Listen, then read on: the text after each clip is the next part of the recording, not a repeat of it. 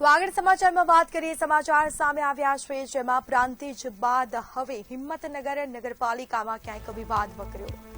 તો પ્રાંતિજ બાદ હવે હિંમતનગર નગરપાલિકામાં વિવાદ. સિનિયર કોર્પોરેટરે સભામાં હોબાળા બાદ પત્ર લખ્યો. તો સિનિયર કોર્પોરેટર ગોવિંદસિંહ રાઠોડે પત્ર લખ્યો છે. કેન્દ્રીય ગૃહમંત્રી અમિત શાહને સંબોધી પત્ર લખવામાં આવ્યો. પત્ર સોશિયલ મીડિયામાં વાયરલ થતા રાજકારણમાં ક્યાંક ગરમાવો જોવા મળ્યો. પત્ર છે તે સોશિયલ મીડિયામાં વાયરલ થયો.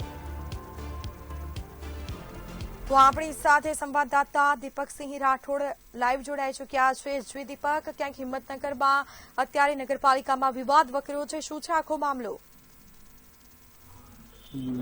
કહી શકાય કે જે સામગ્રી જે પ્રાંતિજ બાદ હિંમતનગરમાં પણ ભાજપમાં ભરતું જોવા મળી રહ્યું છે. કહી શકાય કે જે સ્થાનિક જે હિંમતનગર નગરપાલિકા દિવસ પહેલા જે સામાન્ય સભા હતી ત્યારે જે ગોવિંદસિંહ રાઠોડ જે કોર્પોરેટર છે એને પણ બળવો જાહેર કર્યો હતો. ત્યારબાદ જે વિવાદો વકર્યા છે ત્યારબાદ આજે ગોવિંદસિંહ રાઠોડ છે જે કેન્દ્રીય મંત્રી છે અમિત શાહને પત્ર લખી અને સંબોધિત પત્ર લખ્યો હતો. ત્યારબાદ આ પત્ર છે સોશિયલ મીડિયામાં પણ વાયરલ થતા સ્થાનિકોમાં પણ ગરમાવો, રાજકારણમાં પણ ગરમાવો જોવા મળી રહ્યો છે. કહી શકાય કે ક્ષત્રિય સમાજના અગ્રણી તરીકે આ જે સિનિયર આગેવાન છે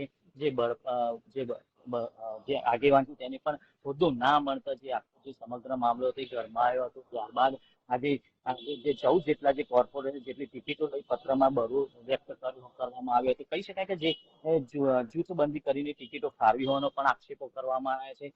સંગઠનના અધિકારી સાથે સાંઠગાંઠ પણ હોવાના આક્ષેપો પણ કરવામાં આવ્યા છે. જે ઉલ્લેખ કરવામાં આવ્યો છે સિનિયર કોર્પોરેટર ગોવિંદસિંહ રાઠોડ સામાન્ય સભામાં પણ આજે જે સામાન્ય સભા હતી તેમજ આખો જે ખુલ્લો વિરોધ કરવામાં આવ્યો. કહી શકાય કે ક્યાંક ને ક્યાંક પ્રાંતિજ બાદ પણ આજે ગોવિંદસિંહ રાઠોડ જે છે હિંમતનગરના જે કોર્પોરેટર એને પણ બળવો જાહેર કર્યો. પણ આ તો હાલ કહી શકાય કે જે અમિત શાહ જે અમિત શાહ છે તેને પણ પત્ર લખીને જાણ કરવામાં આવી. હવે આવનારો સમય જ બતાવશે આના વિરોધમાં કઈ પ્રકારની કાર્યવાહી કરવામાં આવશે અને કેન્દ્ર તરીકે કેવી કાર્યવાહી કરવામાં આવશે અમિત શાહ દ્વારા. જી બિલકુલ, જાણકારી આપવા બદલ આપનો આભાર.